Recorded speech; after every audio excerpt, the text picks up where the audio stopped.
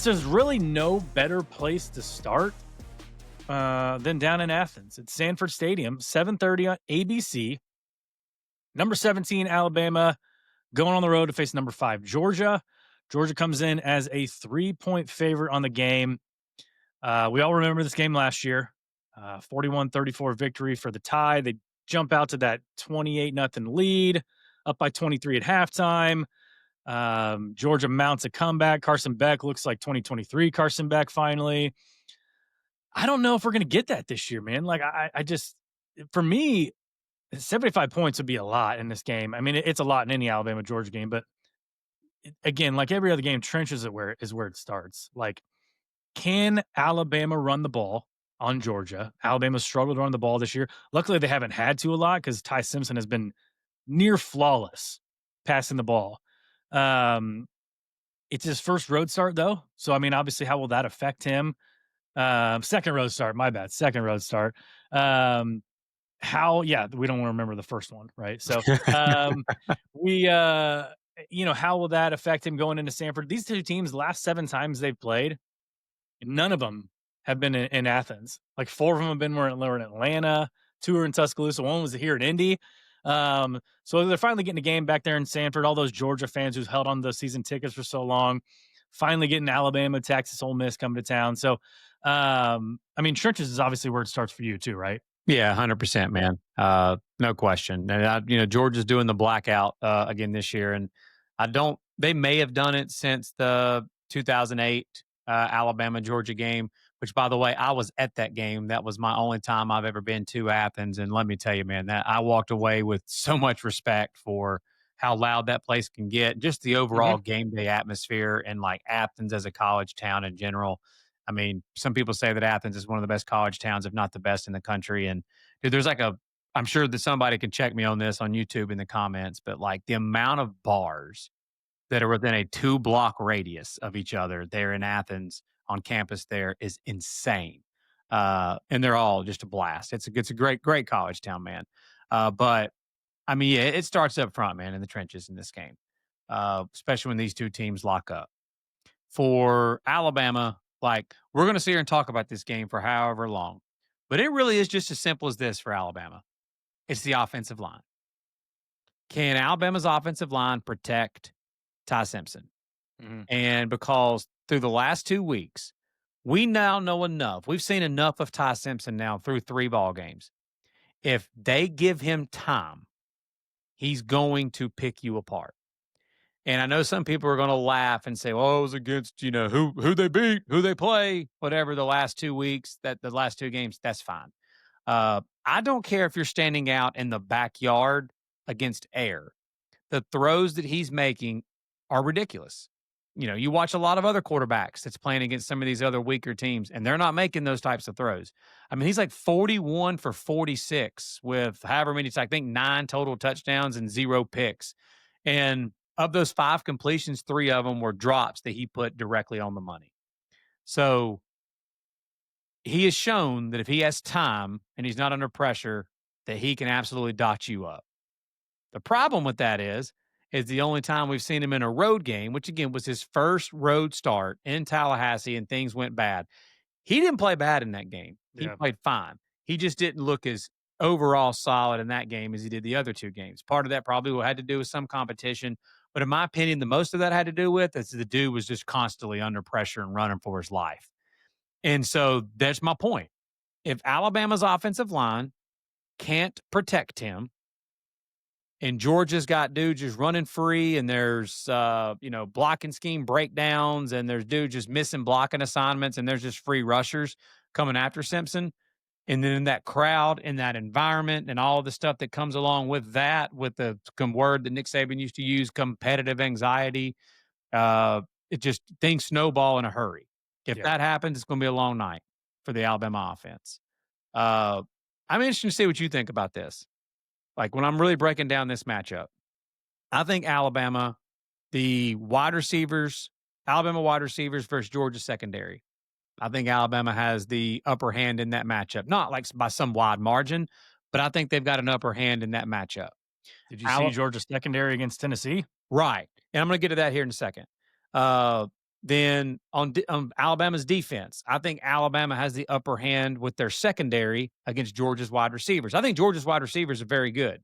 Uh, but I think that Alabama, I mean, again, I don't think it's some wide margin. I'm not sitting here saying that, oh, Alabama is so much better in the secondary than Georgia's wide receivers. It's not what I'm saying.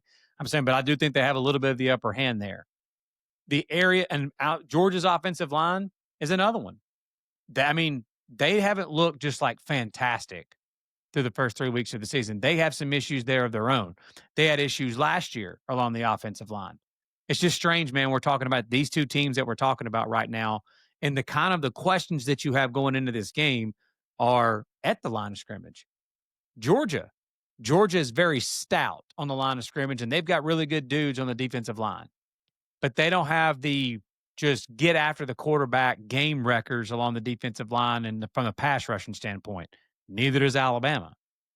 Each of those teams have really good players, former 5 stars on the D line that are very good run stuffers, and they can get some inside penetration like a James Smith or a Christian Miller for both teams. Like they have, Tim Keenan is supposed to be back for Alabama this week. He's going to obviously add a huge, just from a leadership standpoint and stuff too. He has a huge dynamic there, but yeah, like really, I mean, if Georgia can't protect and if Alabama can't protect, then it's going to be a long night for both offenses, and it will be a lower scoring game, like you said. I'm curious, though, on your thoughts. Do you think with Jam Miller coming, he's going to be back this week as well. Do you think that Alabama is going to be able to have any success at all in the running game? Because so far this year, the running game's been kind of, it's just been okay. It's going to be tough because, I mean, if you look back historically, yeah, a lot of these two teams, and they match up in the trenches, they've been a lot better. The offensive lines have been a lot better. They've had a lot more depth. Obviously, we've talked about the portal and the attrition that's caused to a lot of these big time programs, but they've always been like a little better on the defensive side, both of them. So they've always been able to like kind of stonewall each other's run games. Yeah. I think where Jam Miller comes in is that he will be able to pick up those blitzers a little bit better and pass protect for Ty Simpson. And like you said, with Ty Simpson, if you give him time, he will hit the guys on the money. They're gonna have to take some deep shots. If you look back at that game last year, obviously Milroe was taking tons of shots. Again, for me, it's going to come down to both of these guys, Gunnar Stockton and Ty Simpson, are very underrated with their legs. They're not Jalen Milroe. Right. They're not going to do what he did last year in the first half to Georgia. But if they can do anything with their legs at all, first quarter, first half, to like, soften up the defense a little bit, that's going to be huge for those respective teams. Yeah, I agree. I definitely think the QB run game is going to come into play for both of these teams. Simpson is a very underrated athlete. Kirby was even talking about it this week. Kirby said, pulling up every snap that Ty Simpson's had in his career at Alabama. When you look back too, he was even talking about when he was coming out of high school. He was a dual threat coming out of high school. And Simpson is a really good runner. He's just not Jalen Milroe type runner. And Stockton's a different type of runner than Simpson. Stockton's more of a kind of a power QB run type guy, tough in between the tackles. He's got some speed though. A little Riley Leonard. Yeah. And so what hurts both of these defenses, I mean, we've talked about like before, man, the thing that just hurt the Nick Saban defenses and it's hurt the Kirby Smart defenses are the dual threat quarterbacks. And again, I'm going to put the emphasis on dual threat. You've got to be equally good at throwing the football and running the football. You can't just be a runner. You've got to be able to throw and run. And so Alabama last year, and even again, start the season in Castellanos there at Florida State, they've shown like issues of stopping like really quick, fast type dual threat quarterbacks. And again, Stockton's not a Castellanos as far as his speed's concerned, but will they have some success and run a little bit of the RPO type deal?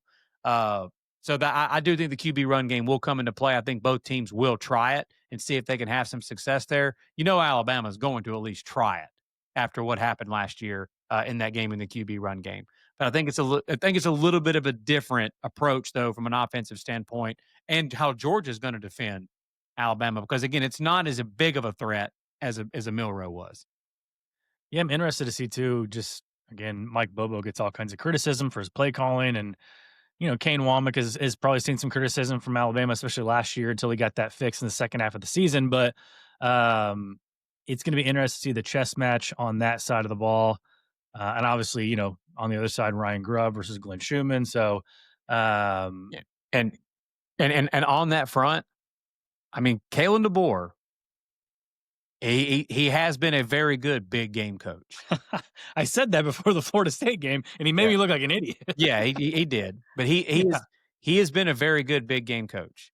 And Uh, Kirby, we talked about Kirby all the time having a Nick Saban problem, but last year everyone kind of shifted a little bit. Okay, maybe it wasn't a Nick Saban problem, maybe it was an Alabama problem. So this is kind of going to be like the test on that, right? yeah, it is. And so the number one thing for that Alabama, again, this was the Nick Saban used to talk about this all the time, and he fell in love with it when Nick Saban made the change at Alabama to the type of offense that he had with Tua Tagovailoa and those receivers and the ride outs. And then he went to, Mac Jones. They continued it, and then he continued it with Bryce Young. What I'm getting at is the explosive plays in the passing game that kills a defense. And it's just so hard, man, to line up for 4 quarters against a Kirby Smart coach Georgia defense with the talent that they've got and just methodically move the football consistently down the field multiple times across 4 quarters. You're Mhm. not going to do it, honestly. It's rare that it happens. And if you think about it, like I actually went back and looked at this. Teams that have just lined up against Georgia and just like physically whipped them and they beat them just straight up from a physicality standpoint and didn't have a bunch of explosive plays in the passing game. Notre Dame did it last year in the Sugar Bowl, and Ole Miss did it to them last Yeah. year. And like you think like Georgia against Texas. Texas's issue was they had problems last year and they still do right now of explosive plays in the passing game. That's why Texas mightily struggled against Georgia because they couldn't do it. So you think about all the losses that Georgia has had to Alabama over the last like several years. That Bryce Young team when they beat him in the SEC championship game, when everybody thought that that was just no chance that Alabama had in Mhm. that game, and they just absolutely lit them up with John Mechie and with Jamison Williams in the explosive passing games. You saw last year explosive plays for Jalen Milroe in the passing game with Ryan Williams. Like most of these games and most of the games that Georgia does have issues with, it's explosive plays in the passing game. Tennessee, 2 weeks ago, what was the reason that they stayed in that football game? Explosive passing plays. Explosive plays in the passing game. They just Yeah. took shots and threw alley-oops down the field, and they hit on them. So, I guess we really haven't seen Simpson like do that. I mean, he's been just accurate over the middle, kind yeah. of medium. So he hasn't really just launched it because he hasn't had to. Yeah, and it's not necessary. It doesn't have to be like Simpson's got to throw it 50 yards down the field Yeah. to hit an explosive. It can be you throw a 10-yard out route to Ryan Williams and he breaks a tackle and goes 75 down the sidelines. Or it can be Jeremy Bernard gets loose and makes a play. Like my point is like what can Alabama do to create some explosives? Because like I agree with you, so far this year there hasn't been just like a bunch of those that we've seen. We haven't seen Simpson just throw a bunch of shot plays yet. They're gonna have to be able to do that in this Yeah. game. I just don't think that they're gonna be able to line up and run right and run left and just methodically move the football consistently down the field against them. I don't think Georgia can do that either. I think Stockton's gonna have to hit some explosive plays in the passing game. So which team can hit on them and which team defensively can stop them? And the last key to this game that I'm gonna give, Alabama, the last 5, is it 6 now? I think it's 6 games away from Tuscaloosa. They're 1-5. Mhm. Last 6 games away from Tuscaloosa under Kalen DeBoer.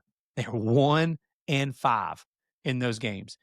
There's a few things that have been that have been the same in all of them.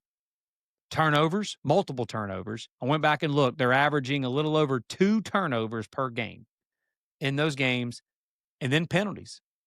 They've had issues with penalties and turnovers in all of those They've games. been issued penalties for years. Yes, they have. Yeah. And so Alabama's got to play they can't make a bunch of mistakes. If they do, Georgia's going to beat them. They're going to beat them going away. And they've got to be able to hit some explosive plays in the passing game on offense. Or to me, of how Alabama is going to be able to have success in this game. All right, game picks. I'm going to go first. I mean, I don't think anybody knows. It's a surprise where you're going. We'll see. We'll see if you surprise us. But um, I was fully prepared to come in and take the home team here, but I gotta stick to my roots, and I've got to stick to the fact that I've been saying it all off season long. I thought that Alabama was going to go into Athens and get another victory, and they really, really were testing me. There, I was wavering a little bit after that week one loss to Florida State, but I think they bounced back from that, albeit against a couple of lesser opponents. I think they've bounced back. I think that's always going to be in the back of their minds, that loss right there. Kind of like Notre Dame last year. Like Marcus Freeman did not let his guys forget about that Northern Illinois loss. Kalen DeBoer is not going to let his guys forget about that Florida State embarrassment. And it's been documented. Jeremy Bernard said this week that he has been a different coach this year. He's usually a down to earth, nice guy. He's had to yell a lot, and he's a really big change. So I think he's going to have him fired up. He's gone on the road before and gotten big victories. So I am going to take Alabama to go into Athens and win straight up. That definitely surprised me. I didn't expect you to do that. So for me in this game, again, I think it comes down to this is a game where if the Ryan Grubb experience of him coming in is really going to make a difference, the fact that they've had 2 weeks to prepare for this game, and we've seen DeBoer and Grubb in the past have a lot of success in moments like this where they have extra time to prepare. And getting Tim Keenan back along that defensive line, getting Jam Miller back in the running game, and like you said, in the protection game of protecting Simpson on blitzers coming through, Jam Miller is fantastic at that. I think this is a game where we see the wide receivers for Alabama in the passing game, with Alabama is going to be able to have some success here. And honestly, man, you also look to the best defenses that Georgia has faced since Mike Bobo has been at Georgia. Only one time they've won, and that was against Tennessee last year at home. And they lost to Ole Miss last year when they played Ole Miss. They lost to, they did beat Texas the 2 times last year, so I'll take that back. But overall, I just think the Alabama passing game is going to be too much for Georgia in this game, and I think Alabama finds a way to go into Athens. And until Georgia shows me that they can get rid of that Alabama monster that lives under their bed, I'm not picking Georgia to beat them. So, yeah, I think Alabama's going to win this game. It's going to be another classic. I think Alabama wins this game by 1 possession and gets a huge W in Athens. Will that be Georgia's first home loss since 2019? Yeah. Yep. Well, they haven't played Alabama in a while at home. So We got a lot working against us. yeah, they haven't played Alabama at home in a long time. So maybe that's why that streak has been so long there in Athens. So We'll see. I'll take Alabama to win and take care of. Obviously, that means they cover because they're an underdog. Yep. Tune in next episode. We're going to cover another handful of games for week 5 because the slate is just so massive that we've got to split it up into 2 different episodes here. So we enjoy doing it, though. We love bringing you guys the content. Again, follow us, Apple, Spotify, YouTube, subscribe to the channel, click on the notifications bell. You'll get notifications every time we drop a video, a preview, a game preview. You can just go and look at your own teams you want to. It's under the segments tab of the YouTube channel. So you can go look for, your specific team preview, game preview. If you want to just watch one game preview, we split them up for you. So again, follow us on Instagram, TikTok, and X. So we're on there putting out our predictions every week. We're going to have a ton of them this week as we have a ton of game previews. So again, tune in next time for Lance Barton. I'm Tyler Noe. Take care, and we will see you tomorrow.